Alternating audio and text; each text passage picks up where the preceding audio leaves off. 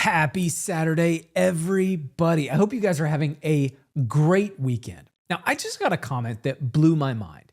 Anecdotally, we have multiple neighbors fleeing state politics. Now, at first, I thought this was silly. After all, who would want to leave Tennessee?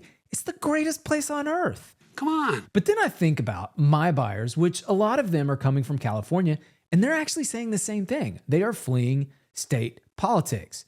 Is this real? Is the migration move about politics? I thought it was low cost of living and no income tax, but then I started to look at the map closer. I started to think more about the conversations I've been having. Everyone I've talked to moving inbound to Nashville is either moving for job or politics. That's it. And I would say the job piece is a little more ambiguous. In fact, I've talked to a lot of people that are moving their businesses to Tennessee. Now, look at this map.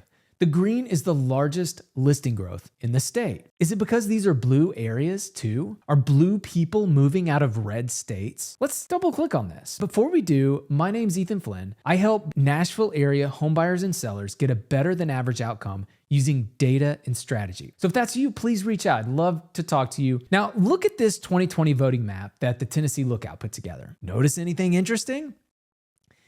The most Democrats are coming from Davidson, Shelby, Knox, and Hamilton. And when I combine it with anecdotes, it makes a lot of sense that we're seeing a massive buyer's market brewing in Davidson County. And while the surrounding counties all appear to be much stronger, think about it.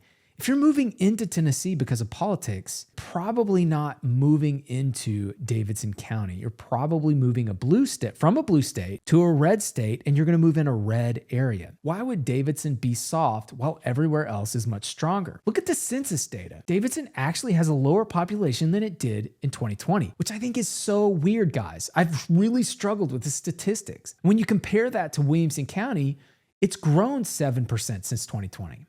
And what is it that's different about these two places? Is it work from home? It certainly isn't cheaper to be in Williamson County. So can we really say it's about cost of living? I don't think so. Now, I posted this last week, but let's look at it again. Davidson has by far the most year-over-year inventory growth. And where do you think the most discounts are? Now, I'm gonna share that with you if you click the like. Just kidding. I'm going to share it with you anyway at the end of this video. But if you do click it, I'll at least know you like this video. Now look at the county ranking for child well-being. This is a map that the state of Tennessee put together. It's a cumulative ranking of education, health, and economic well-being. Davidson and Shelby are in the bottom 20%. When you look at the year-over-year inventory change, it's hard not to see at least some correlation with this map and where people are moving, at least in Middle Tennessee. Now here's one that the Neighborhood Scout put together for education. Davidson and Shelby appear to be in the bottom ranking. And then look at this one for crime.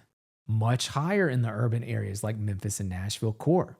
I don't know that I have anything more than a hypothesis. If you think this is the greatest political migration of our lifetime happening right now in front of us, tell me in the comments. I would really love your perspective. Now, Tennessee in general is a standout state in terms of housing market strength. You can get insurance here, and we don't get $5,000 electric bills. And the greater Nashville area just hit an all-time high in median price. And it looks like we'll see even higher prices in May, with contracts hovering around $523,000. But with active listings skyrocketing and contract volume peaking, I'm hoping that the market will start to soften for the rest of the year. Now you can see that contract volume typically peaks in May, with active listings continuing to surge much faster. Look at that, guys. Active listings are skyrocketing right now. As this continues, you will see more options with fewer buyers for the rest of the year. This will create softness. Let's actually take a look at the discounts here. When we compare it to last year, you can see that we're actually flat to last year. This is active listings that have discounted their price from original price. Guys, we've spent the entire year being lower.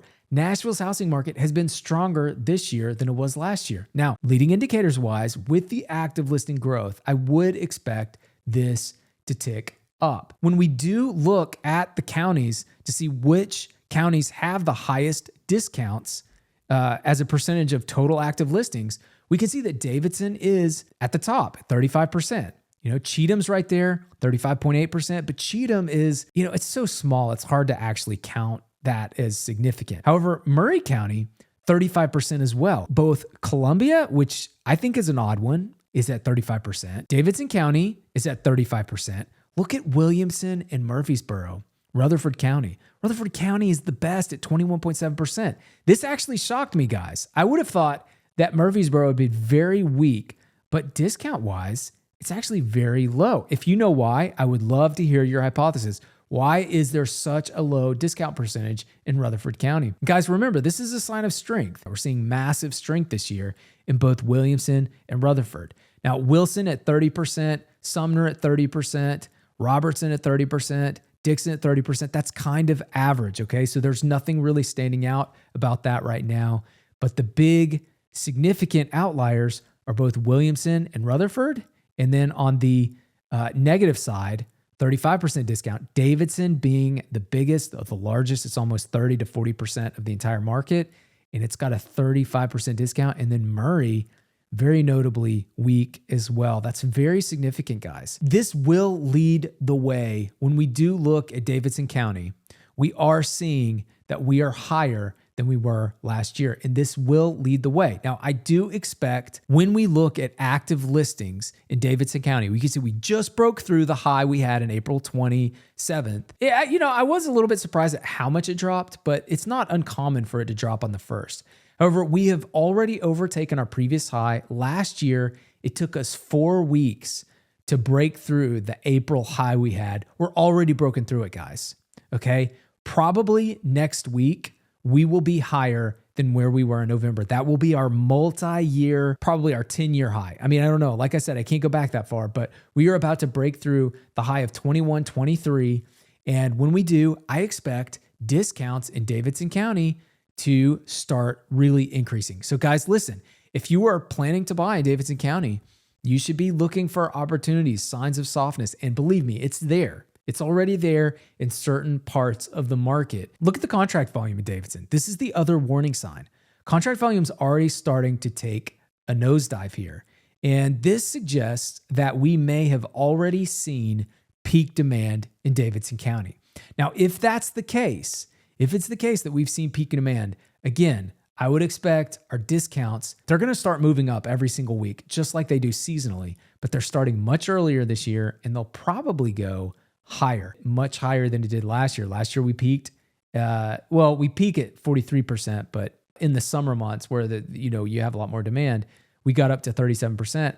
It wouldn't surprise me at all if we get up higher than that, much higher than that. So this is where problems are starting to brew, is in Davidson County. And you can see when we look, Williamson and Rutherford, very strong when it comes to discounts.